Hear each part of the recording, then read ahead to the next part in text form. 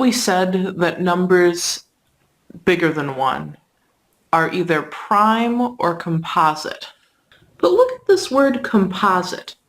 What does that mean just as an English word? It means made up of other things. What are composite numbers made out of? It turns out that composite numbers are made up of prime numbers. In what sense? Well, what we mean by that is every composite number can be written in only one way, as a product of prime numbers, so as a list of prime numbers all multiplied together. What do I mean by only one way? Of course, the order can change because multiplication is commutative, but that's it. That list of prime numbers that make up any composite is called the prime factorization of the number.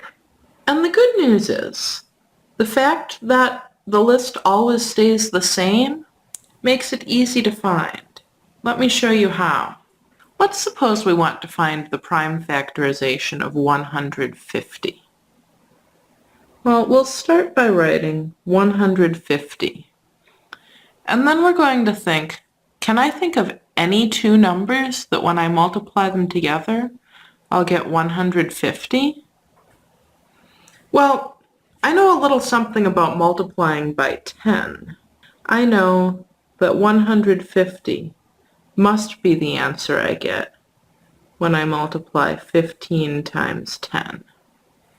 I don't need to go through the whole finding all the factors rigmarole. I just need to find one pair. All right. Now 15, is it prime? I can look at my multiplication table and I see 15 here. 15 is 3 times 5. So I'm going to break 15 down into a 3 and a 5. Oh, but now these are numbers that I know are prime off the top of my head. 3 is prime and 5 is prime. I'm going to circle them so that I know that I'm done. I know that I've found a 3 and a 5 as part of my prime factorization. What about 10? Looking in my multiplication table again, I see that 10 is 2 times 5. So 2 is prime and 5 is prime. And now I see that there's nothing in this picture that's at the bottom and isn't circled. I read off these circled numbers, and they're my prime factorization. 150 factors into primes as 3 times 5 times 2 times 5. This is correct. This is the right prime factorization. But just so I can compare these easily, I'm going to like to put them in order from smallest to biggest. So I want to write 2 first, then 3, and then my 5s.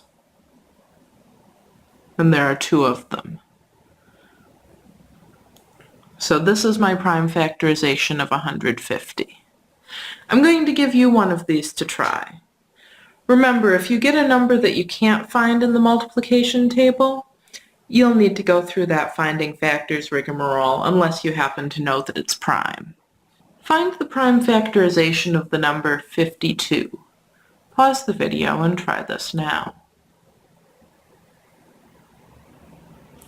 All right, again, I'm going to start by writing down the number 52. And now, I can't see any super obvious ways to factor 52. I don't know whether it's prime or not. So I'm going to start by just trying dividing it by some things. I'm going to try 2 first, because 2 is easy. 2 goes into 5 twice. 2 times 2 is 4. Subtract. Bring down the 2. 2 goes into 12 6 times, with nothing left over. Oh, so 52 is 2 times 26. It has as 2 of its factors 2 and 26. 2 is prime. Nothing more I can do with that. How about 26? I can't think of any factors of 26 off the top of my head, so I'm going to go through and try some numbers. I'm going to try 2 first again. 2 goes into 2 once. 1 times 2 is 2. Bring down the 6. 2 goes into 6 3 times. Nothing left over. Oh, 2 goes into 26 as well. 26 is 2 times 13. 2 is prime. 13, maybe I don't know about. If you remember whether or not 13 is prime, that's fine. But I can always check. 2 goes into 13 6 times with 1 left over. So 2 isn't a factor of 13. 3 goes into 13 4 times with 1 left over. 3 isn't a factor. What about 4? 4 goes into 13 3 times with 1 left over. And now my quotient is smaller than my divisor, so there's nothing. 13 is prime. 52 factors into primes as 2 times 2 times 13. Now there's a really cool thing about this. Every number factors into primes, and that is when all we want to do is get the prime factorization, we only have to try dividing by prime numbers. So we wouldn't have had to have tried 13 divided by 4. 13 divided by 3 didn't work out, and 5 was bigger than the quotient, so 13 divided by 5 wouldn't have worked out either. We could have stopped at 13 divided by 3. If you're uncertain of whether you can stop or not, keep going and try the next prime. But don't bother dividing by composites, because you've already ruled them out. If 4 is a factor, 2 is a factor as well.